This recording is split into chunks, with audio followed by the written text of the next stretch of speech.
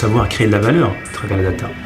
Avoir cette logique de dire que j'ai beaucoup de données et je suis le roi du pétrole, c'est une fausse idée vraiment. La valeur est dans qu'est-ce que je fais avec les données. C'est comme ça qu'on aborde le sujet, et non pas parce que j'ai beaucoup de données, je crée de la valeur. C'est parce que je connais l'intelligence de la donnée, ce qu'on appelle nous la data intelligence, que je peux créer de la valeur.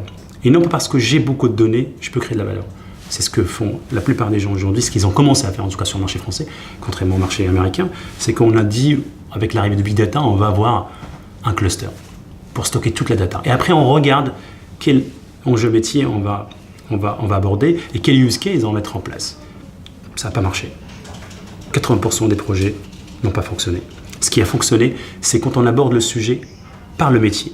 Et on dit, c'est ça l'enjeu, ce qu'on veut faire. Demain, ce qu'on va faire, c'est que je veux améliorer donc la relation client. Et à partir de là, on descend pour regarder ce qu'on a comme patrimoine, parce que certainement on a de la donnée, on a un patrimoine, on a un gisement de données. Qu'est-ce que je fais? Et après, les outils technologiques, il y en a tellement aujourd'hui, c'est pas un problème. Et c'est là où on emploie le terme data intelligence pour justement rendre la data intelligence en appliquant des modèles, soit un modèle standard en machine learning, en deep learning, soit des modèles totalement spécifiques basés sur des modèles mathématiques.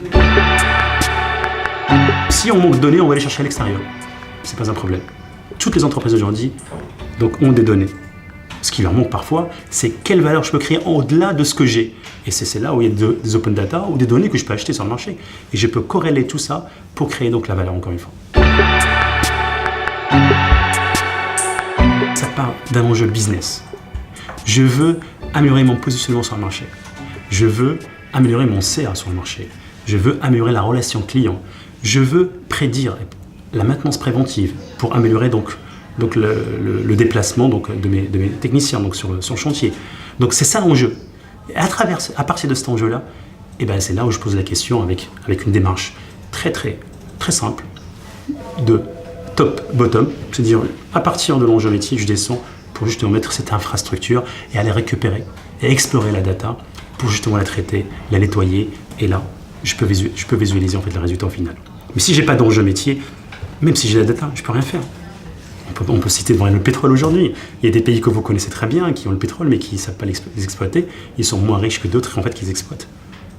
Ben c'est ce qu'on essaie de mettre en place en tout cas chez nos clients.